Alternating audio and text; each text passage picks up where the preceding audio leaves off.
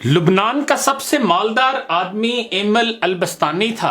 उसने अपने लिए एक खूबसूरत इलाके में जो कि बैरूत के साहिल पर था कब्र बनवाई कि मरने के बाद मुझे इस कब्र में दफन किया जाए। उसके पास अपना जाती जहाज था और जब धमाका हुआ तो वह जहाज समेत समंदर में डूब गया। लाखों डॉलर खर्च करने के बाद उसके जहाज का पता तो चल गया, लेकिन लाश नहीं मिली जिसे उस कब्र में दफन किया जाए जो उसने अपने लिए बनवाई थी। बर्तानिया का एक बहुत ज्यादा मालदार आदमी एक यहूदी रूथ तशलर था। वो इतना दौलतमंद था कि कभी कभी हुकूमत उससे कर्ज लेती थी। उसने अपने अजीमुशान महल में एक कमरा अपनी दौलत रखने के लिए मुख्तस किया था जो कि हर वक्त सेमो जर से भरा रहता था। एक दफा वो उस कमरे में दाखिल हुआ और गलती से दरवाजा बंद हो गया। दरवाजा सिर्फ बाहर से खुल सकता था, अंदर से नहीं।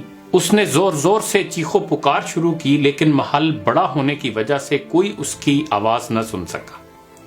उसकी आदत थी कि वो कभी कभी बगैर किसी को बताए कई कई हफ्ते घर से गायब रहता था। जब वो किसी को नजर न आया तो घर वालों ने सोचा कि हस्बे आदत कहीं चला गया होगा। वो बराबर चीखता रहा, यहां तक कि उसे सख्त भूख और प्यास लगी।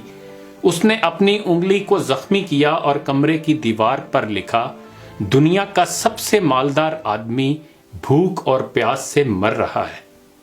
उसकी लाश कई हफ्ते बाद दरियाफ्त हुई। ये पैगाम है उन लोगों के लिए जो समझते हैं कि मालो दौलत ही हर मुश्किल का हल है और दुनिया की हर जरूरत इससे पूरी की जा सकती है। दुनिया से जाना एक बड़ा हादसा है, लेकिन हम नहीं जानते कि कब, कैसे और कहां जाना है। इंसान सफर पर जाता है और फिर वापस आता है, घर से बाहर जाता है और फिर लौट आता है, लेकिन जब दम निकल जाए तो फिर कोई लौट नहीं सकता। मुबारकबाद के काबिल हैं वो लोग जो किसी पर जुल्म नहीं करते, न किसी से नफरत करते हैं, न किसी का दिल तोड़ते हैं और न अपने आप को किसी से बरतर समझते हैं, इसलिए कि सबको जाना है। एक आदमी टैक्सी में बैठा तो देखा कि ड्राइवर कुरान सुन रहा है।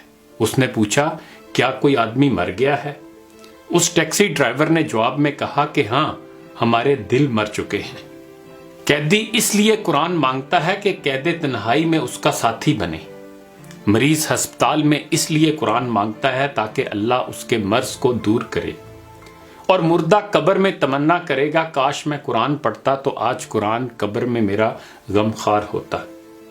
आज न हम कैदी हैं, न मरीज हैं और न मरे हुए हैं कि कब्र में कुरान की तमन्ना करें।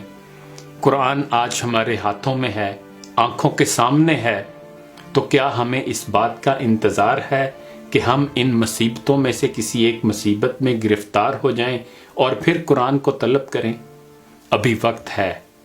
आइए दुआ करें कि अल्लाह कुरान को हमारे दिलों की बहार, हमारे सीनों का नूर, हमारे अयूब का पर्दापोश, हमारे नफूस का मददगार, हमारी कब्र का साथी और रोज़े महशर में हमारा सिफारिशी बना दीजिए। ऐ अल्लाह हमें कुरान के हकूक अदा करने की तौफीक अता फरमा दीजिए। इकबाल ने भी हमें झंझोड़ने की कोशिश की थी, ज़मीं क्या आसमां भी तेरी कजबीनी पे रोता है।